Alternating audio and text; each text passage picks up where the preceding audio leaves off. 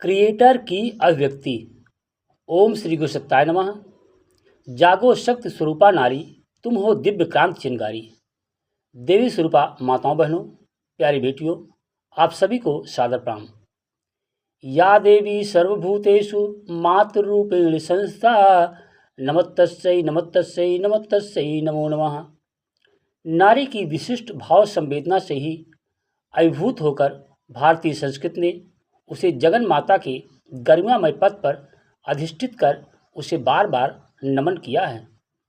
युग ऋषि का युग परिवर्तन संदेश यूट्यूब चैनल के सभी आत्मीय दर्शकों का स्वागत है, अभिनंदन है, क्योंकि आप सब इस युग के युग व्यास, युगावतार, युग दृष्टा, युग ऋषि, वेद मूर्ति, तपोनिष्ठ पंडित राम शर्मा आचार्य जी की अमृतवाणी सुनते हैं और उस पर मनन चिंतन करके अपने जीवन में उतार कर अपने को मानव से महामानव बनाते हैं।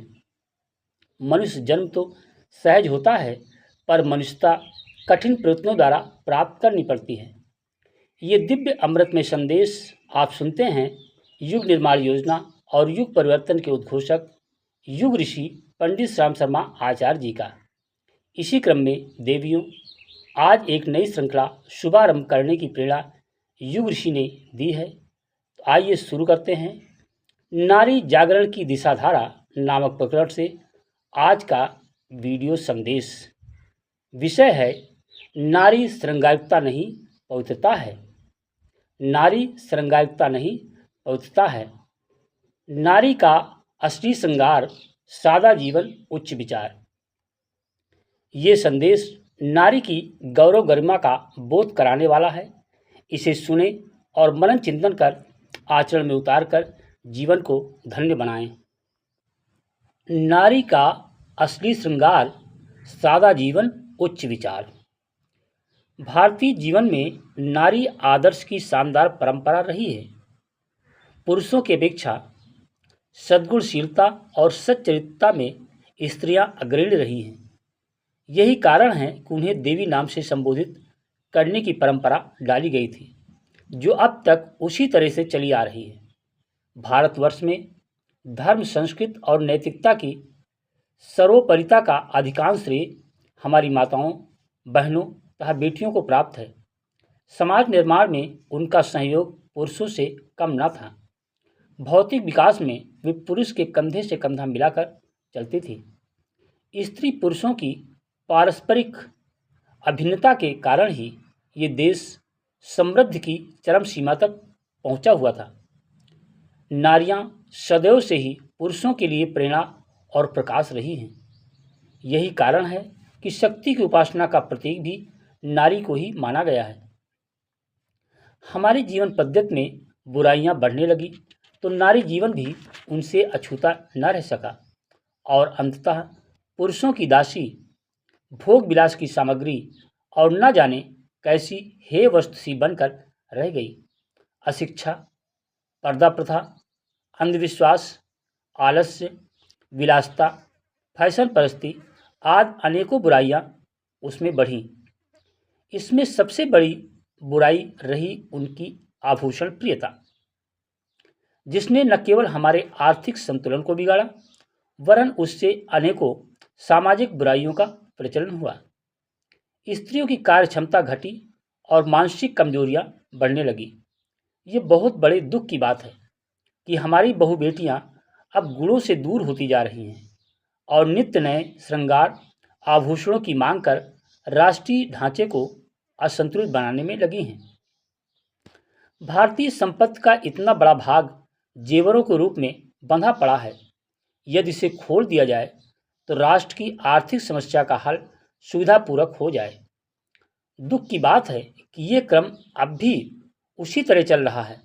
अशिक्षितों की बात दूसरी थी, पर अब तो पढ़े लिखे और विचारवान व्यक्ति भी सिद्धांत रूप में भले ही विरोध करते हों, किंतु व्यवहार में सब इस गंदी प्रथा को अपनाए हुए हैं और हमारी आय का आधा भाग केवल स्त्रियों के गहने बनाने में चला जाता है।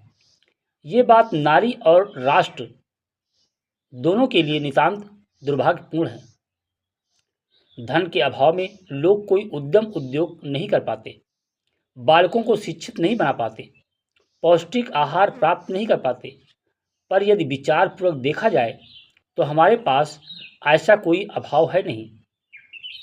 हमने जानबूझकर ही ये समस्या खड़ी की है।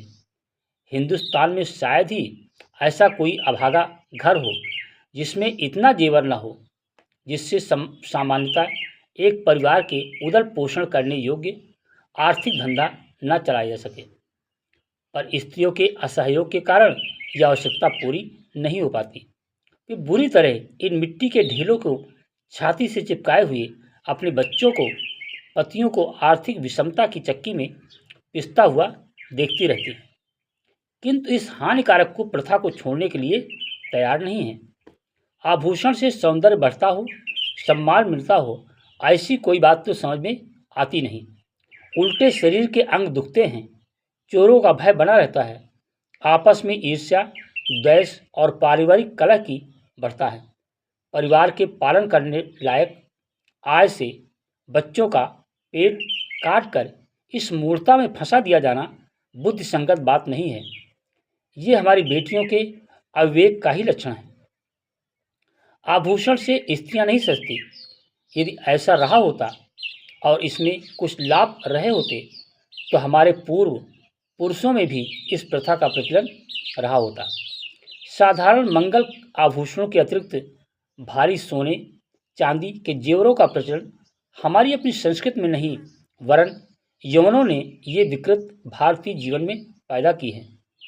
वैदिक साहित्य में इस तरह के गहनों का कहीं प्रचलन नहीं है। स्त्रियां सरल और स्वाभाविक श्रृंगार फूल और पत्तों से कर लेती थी।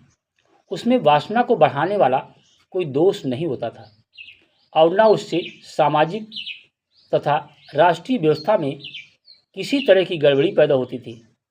स्त्रियां अपने गुणों से सजती हैं। मन की निर्मलता और स्वभाव की पवित्रता से ही सच्चा श्रृंगार होता है। सच पूछा जाए तो नारी का सतीत्व ही वह आभूषण है जिसके द्वारा वे अपने पतियों को अपना आज्ञानुवर्ती बनाए रख सकती हैं।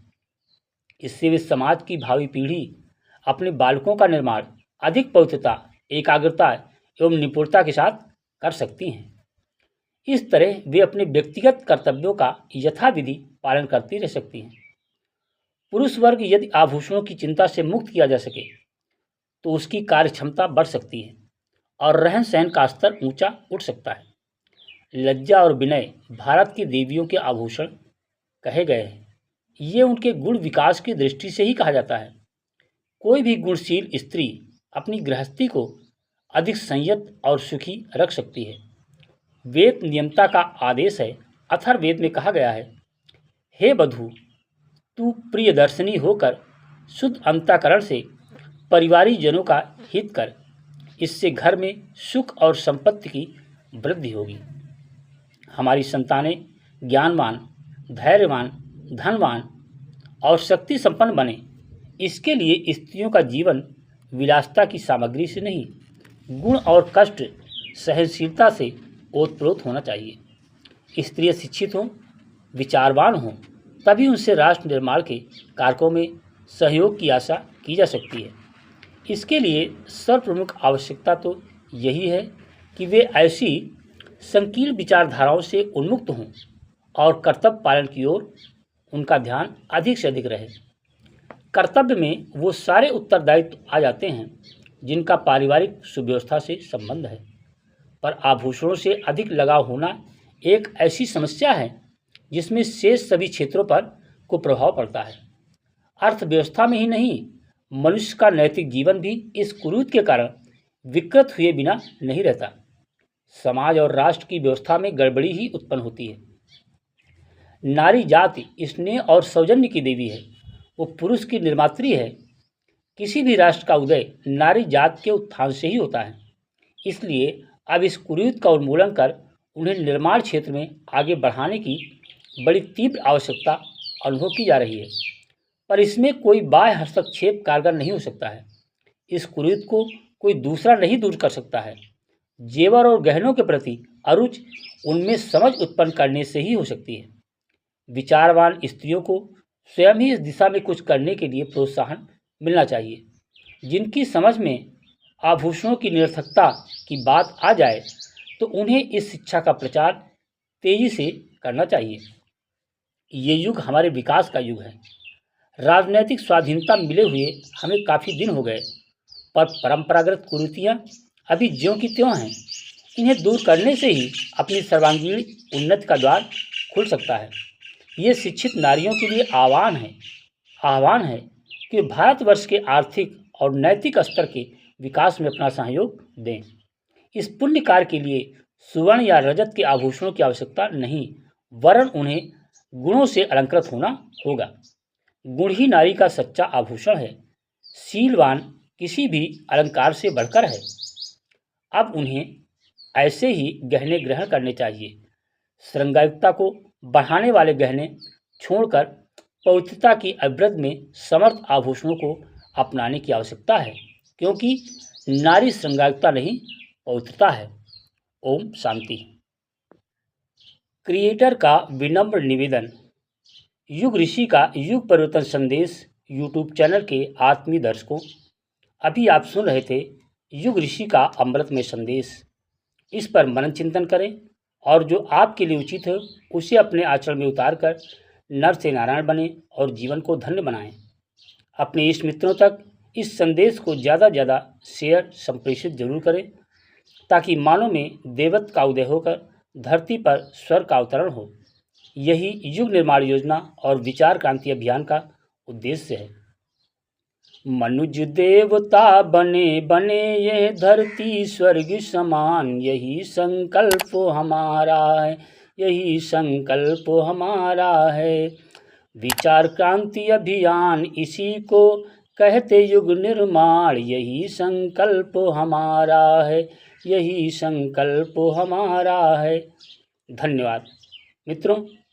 ज़्यादा जानकारी के लिए इस YouTube चैनल के प्लेलिस्ट का अवलोकन जरूर करें, क्योंकि प्लेलिस्ट में आपको बहुत सारी आपकी समस्याओं के समाधान के लिए अच्छी से अच्छी वीडियो युग ऋषि के सत्य साहित्य से आपकी समस्याओं का समाधान प्रस्तुत करने वाली मिलेगी।